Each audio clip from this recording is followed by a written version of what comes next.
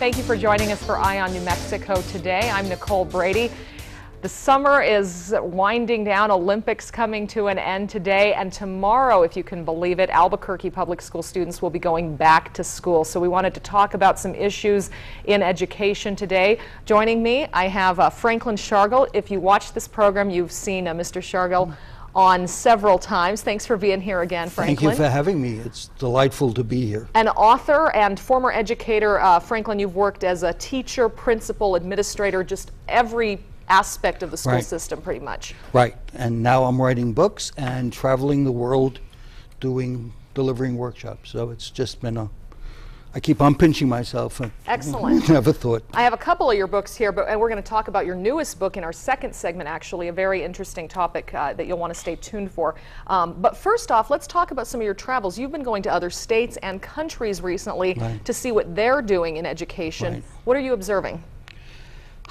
First, I think we need to come back to the reality that if we look at what China and India did, they went from a third world country or countries to becoming global competitors. And what I've seen in China, I haven't been to India, is that they did a laser-like focus on improving their educational system, something we need to do both in New Mexico as well as in, in the United States. So one, they've done that. In Vietnam and Cambodia, very interesting systems. One, they take their special education students and they give them core knowledge in the morning, and in the afternoon vocational skills. Wow.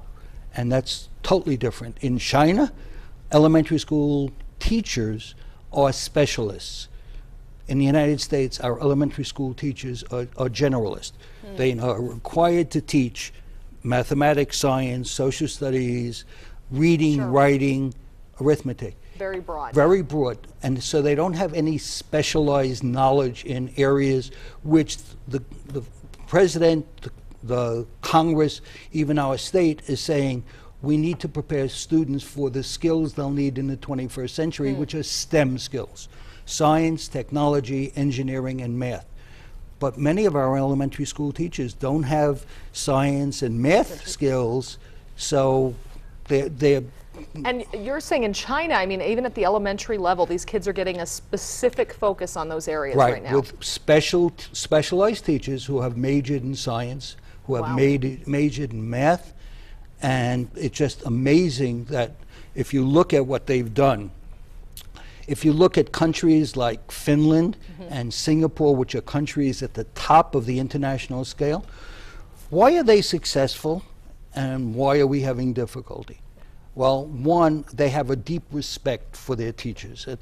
Their teachers are held in very high regard. They are also spending more money. And by that, we keep on hearing that education is expensive and that the United States spends more money than anyone else. And that's true in absolute dollars. But it's not true when we're talking as a percentage of the gross domestic product, the GDP. Wow. We're 37th in the world in educational spending as a percentage of GDP. Cuba spends 18%, we're spending 5%. Wow. Norway spends 7.6%, Denmark 8.5%, Finland 6.4%, Israel 7.6%. So the successful countries are spending more money as a percentage, not in absolute dollars. That's got to come as a surprise to people because we do constantly hear money being thrown at the governor. Just this past week announced $3.5 million more to help some of the failing schools in New Mexico turn themselves around. So I think a lot of people are frustrated with hearing just more money. Is there a better way that money could be spent then, better allocated, especially at the federal level where you say we're not actually spending up to par with those other countries? Well, I'm sure that educators would be able to do that. And when we talk about, for example, third grade and promotion, educators are professionals. They spend a great deal of their working day, and there was a report that came out today that says educators are spending 10 hours a day working. Wow. So if a professional says to you, these are the skills that you need, then I would listen to a professional. Let's say a doctor tells you that you must go for treatment. Well, he's a professional, she's a professional. You would listen to the professionals. We are basically, I wouldn't say ignoring, but at least putting to the side education as a factor. And of course, this country, we are making educational cuts, and educators are being laid off and they're unsure about their positions. Congress has gone into recess without looking at what the drought looks like or reauthorizing the new education bills. It's very concerning. Now, kind of, you know, staying on the point about what we're teaching in schools for a moment. What can teachers do? I mean, the up-and-coming group of teachers, especially maybe people who are in college right now pursuing a teaching degree. I mean, what should they be doing? Should they be getting those advanced skills? Should they be focusing on certain areas? How can they prepare themselves, perhaps? Well, it's a very broad spectrum when we're dealing with K to 12. So let me start at the lower end. I think we need to start building a sense of pride into our schools in New Mexico. And there are ways of doing that. I would suggest, and it may be being done right now by some elementary school teachers, to take pictures of all of the students in their classes and put it up on a bulletin board with their names underneath. So that, one, students are recognized for who they are. And then as the days and weeks go by, remove the names and have other students see if they can identify everyone in the class. So there's a sense of pride. At Westinghouse High School, where I worked as an assistant principal, we had a sign in the front, and the sign reads, still there, "Through these doors walk the finest people in the world. Our students, their parents, our faculty, and our guests." That's a no cost. Every school in this state can put up that sign. Every teacher can put that sign over the door of their classroom. "Through these doors walk the finest people in the world, my students." You will have a sense of pride among. In a school I was in Texas, they took the name of every teacher, and outside the room where the teacher was working, they listed where the teacher had graduated from an elementary school, a middle school, a high school, college, what degrees they had, what the name. And so you see teachers walking into the classroom with, you know, a pride. This is who I am. If you go to a doctor, the doctor has their certificate, all their degrees on it. That's interesting, I think teachers need to locate mentors. I think every teacher can identify somebody in their school who they admire, who they could learn from. And I think very early in the term, they can go to the teacher and say, "I need assistance. Can you help me?" And again, this is a no cost. It doesn't. It's not additional funding coming from the state or even from the city of Albuquerque. That's a great point, and I think the teacher and the pride level is a huge part of it. I want to point out something you brought in this graphic. If we can get a shot of it, I'll hold it up. But when we're talking about how important those early years are, this is exactly why. This clearly illustrates the dropout funnel, the fact that we have so many students starting in preschool. I'm not sure if you can read on the screen there, and it funnels out to, well, as you can see on the graphical representation here, one coming out of the university. And you're saying kids are dropping out as early as preschool. That's concerning. Yes, as early. At least mentally, if not physically, in all cases. Arizona State University School of Education issued a report, a longitudinal study that said students start dropping out in kindergarten. There's a reaction to why children, they become school phobic, they get upset stomachs, they are really not, and so the funnel keeps on getting narrower. And then if we look at the students who've dropped out, where do they go? They go to prison. U.S. Department of Justice says 70 to 80% of all of our prisoners are school dropouts. So we either pay for education up front or we pay for the lack of education downstream. And prison, incarceration, is far more expensive than education. I do not know of one area in the United States that spends $40,000 a year to educate. And that's what we're spending per person, and that's what we're spending. That's just really frightening. It is. And you know, I think people do have a grasp of that now. I mean, obviously in the last couple of years with our administration here, we've seen efforts put toward those early years, and even before that with pre-K. And the latest things we've had coming out of the governor's office have been the attempts to hold students back if they can't read by third grade. A lot of focus on that K through 3 year. In fact, the Albuquerque Journal had a story this week about kids in a K through 3+ program spending 5 extra weeks of their summer in class to give them an advantage and give them an edge going back to school. Are those good ideas? I think all the things we're seeing coming out of Santa Fe? I think if we look at what has happened, we are still using an educational calendar, which is an agrarian calendar. Sure. We still close schools during the summer and during Easter and Christmas breaks, which we call fall, and so that we allow children to go out to plant and harvest. We close schools the day after Thanksgiving so that children who are off on Thanksgiving can on Friday go, Thanksgiving is a harvest time. They can go out and harvest. Well, we're no longer an agrarian economy, and we need to change that way of educating. So I'm in favor of a 24-hour-a-day school, 365 days a year. And if we look at what the school of the future is going to look like, it's no longer are children going to go to school. Schools are going to come to students. It's already started. We already have online learning. We already have the Khan Academy. We already have all of these different techniques where schools and learning is now coming to students.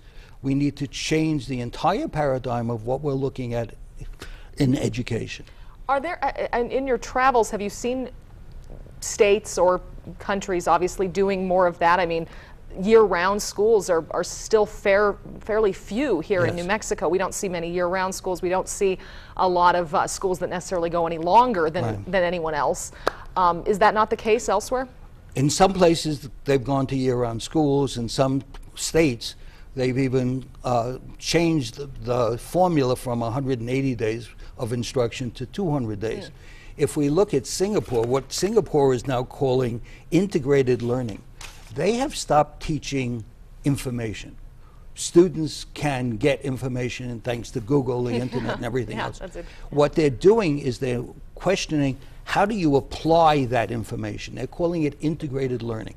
So they give students a project, and the project doesn't say, this is an English project, or this is a science project, because it's when you eat a meal, you don't separate and eat your vegetables and finish your vegetables and then your potatoes, and you mix them all together. In education, everything is separate. Well, there's a synergy built if you combine science and math and writing and all of that. So in Singapore, which is, again, extremely high performing, they're going into integrated learning. That's fascinating. I want to take a quick break here, but we're going to, when we come back, talk a little bit about your new book, which deals with school violence. And obviously that's a huge issue we've been talking about a lot lately, not just gun violence or the worst kind of violence you can imagine, but bullying, which has been a huge media topic. Stay right here. We'll be right back. Thanks for staying with us for Eye on New Mexico today. Once again, we're talking about schools, APS, and a lot of schools around New Mexico go back to school tomorrow. We've been talking with Frankin Shargel, an author and educator, former teacher, principal, administrator, he's done it all, talking about how to fix education. Because it's... I'm an assistant principal. That's as far as I got. Okay. I think people who become principals because they are getting it from all sides are really crazy. Well, you've been in all areas and seen how schools work in so many ways. And of course, you've seen in other states and countries how they run their schools. Now, your newest book, Frankin, because we've talked about a bunch of your books on the show before, Keys for Teachers, Helping Students Graduate, Preventing Dropouts. Now you're tackling the subject of school violence with the working title right now, Preventing School Violence. Right. And I know you're still in the gathering of research phase of this, but we're finding out some very interesting stuff. I wanted to first talk about this school violence prevention quiz that will be part of your book. It's the opening. You can't miss it the minute you get. Yeah, and I took the quiz. It's about, let's see, 16 questions here about school violence. You know, questions like the most violent school incident in American history took place in. Give me the answer. I'll tell you what I had. But it's called the Our Lady of Angels School Fire, which occurred in Chicago on December 1st, 1958. Wow. Media has never picked it up. Most people will say Columbine or Virginia Tech. Sure. 92 students died, 3 teachers that were nuns, a boy aged 10. And it was an arson? It was fire? arson. Boy aged 10 said he set the fire. He took a lie detector test and he passed the test. Wow. So school violence isn't a new thing, obviously. No. That was the late 50s, and I knew that, and I figured by putting Columbine as my answer, I was probably going to be wrong, because there have been so many incidents of violence over the years. You know, are things getting worse? Are things changing? I mean, should people be afraid to send their kids to school? The answer is no. Schools are safer than they've ever been. And as a matter of fact, school violence has decreased. I hate to pick on your industry, but when an incident breaks out, it becomes front page. Absolutely. And school violence becomes an overall over-dominating thing. Well, it isn't. And if we look at data, if we look at child abuse, for example, according to the FBI, most child abuse is familial. It's taking place in the family. It's not school teachers or Boy Scouts or any of that. But we're not picking these things up. But there are certain things that are societal problems that ultimately bleed into schools. And schools cannot avoid dealing with them. For example, suicide. Suicide is the 3rd leading cause of teenage death in the United States. Wow. So what happens if a child outside of school commits suicide? That will bleed into the school.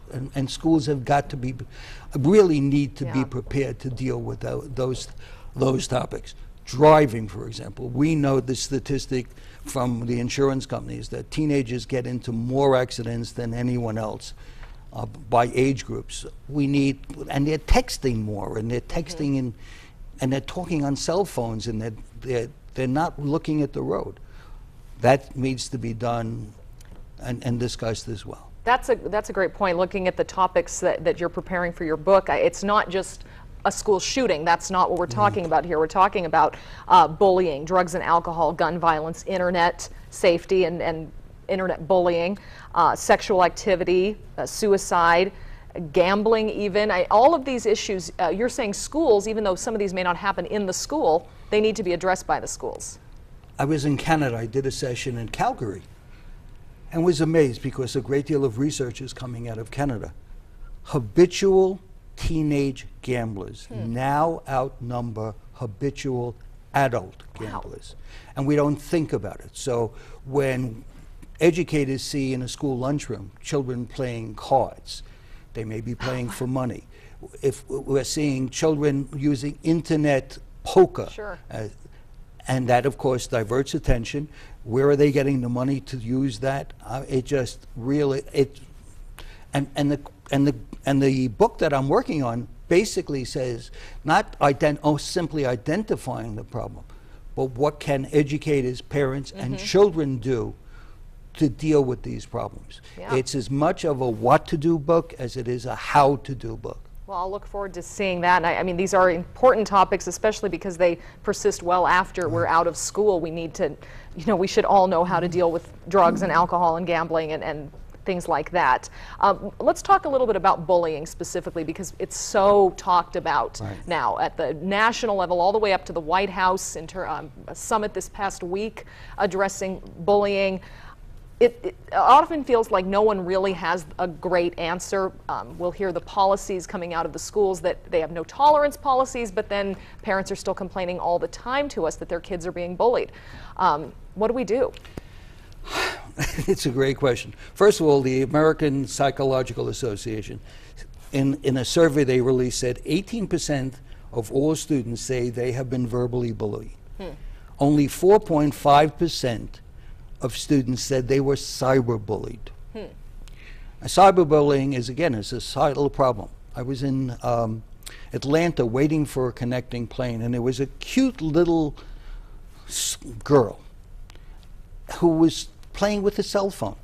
And she was walking by, and I walked over to her and I said, "How old are you?" And proudly she said, "I'm 4. And I said, "Is that your mom's cell phone?" And she said, "No, it's mine." So at age 4, we have children with cell phones.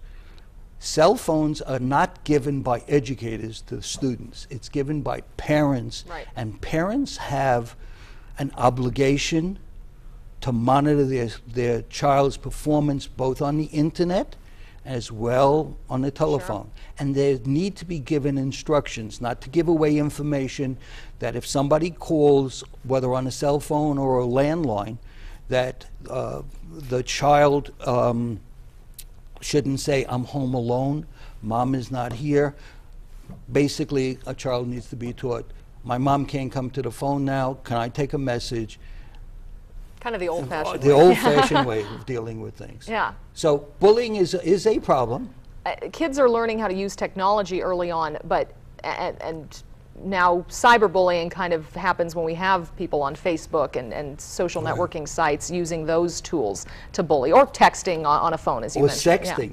Yeah. And sending out naked pictures. I mean, it's really a dramatic toll on our society. But you say that cyberbullying isn't the worst offender right now, that most kids who are reporting bullying incidents are still being bullied, verbally abused, face-to-face, physical at times. Physical, right.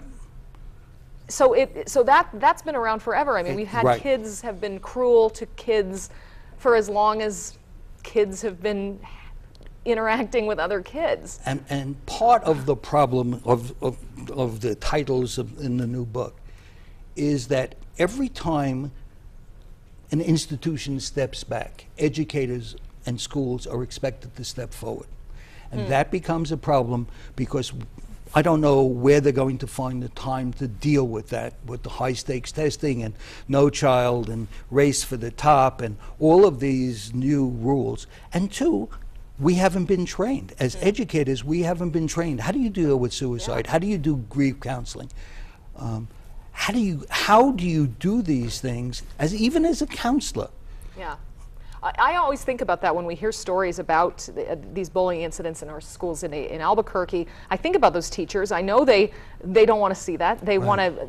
They see both sides. They know the problem with the bully and the victim, or sometimes it's both kids that are really the problem. But it does feel like they're kind of stuck too. Yes, and either we need to provide more time for this, we need to provide additional training. Hopefully the book will help. Because the research I did is there hasn't been a book on school violence written by an educator who's been there, who's been on the ground, on the front lines, since 1985. There have been books on school violence written by psychologists, written by psychiatrists, written by social workers, but educators have not stepped forward and written this book. Yeah, and I think it's great to look at this problem as in the middle ground aspect of it, instead of looking at just the extremes. We've seen terrible extremes of school shootings that result maybe even from bullying, or suicides, kids committing suicides because they've been bullied. But the vast majority of kids that are dealing with bullying, it's just making their whole school experience a lot worse and harder. And I've posted on my website, I think this past week, about a 7-year-old child in the state of Michigan who was bullied to death. Yeah. We need to start teaching anti-bullying techniques even in elementary school. We can't wait until middle school, where most of the incidents take place. And we can't simply say it's got to be, for everyone, and well, we can ignore the problem. We can't ignore the problem. It's become... And that, that comes back to a good question too, is when do you start teaching the kids about it? And I did get that question right on the quiz about when most bullying incidents happen in middle school. Right. And I think all of us remember middle school just not being a very fun time. I think most of us know that. But I don't remember ever getting any lessons in elementary before that on how to deal with any of that. Right. America has become a very violent country. I have a friend who has just taken over as chief executive officer of Chicago. Chicago's murder rate is up 38%. Chicago, 5,000 plus students in the middle of, by the end of July, had died. 5,000 students, 5,000 people in Chicago had died. London, the Olympics, is 5 times larger than Chicago. 53 people died. Wow. So we're a violent country. Yeah, no. We are paying football players to injure other people. One of the most popular shows on television, it's not on KOB, but it's wrestling. We have violent video games. We have violent films. We have violence is a part of an American nature. And so I think it's become more prevalent, even though, again, you know, violent crimes are down. Murder is down. Some crimes are not down.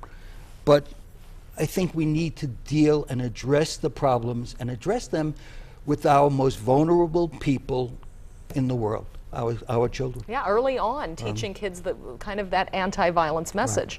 Right. We only have about a minute left, so what would you teach an elementary school student right now in hopes of making sure that they grow up to be a peaceful person, and maybe someone who stands up to a bully if they see an incident happening? I've been reading reports that say that we need to have students get involved and to stand up to bullies. My recommendation for a child would be to find an adult. If you see somebody in your school being bullied, find an adult who will intervene. I think we also need to put suggestion boxes in schools that are anonymous, to say Johnny Smith has been bullied by, and allow educators to deal with the problem where it has you know, come into the school. But to have students interfere, especially with the violence, I'm afraid of the risk. Well, we will look for your book, Preventing School Violence, coming out when that happens. Franklin, thank you again so much for being here today. Frankin Shargel. You can get more information on the website you saw on the screen, Schargel.com. We'll see you next week for another Eye on New Mexico.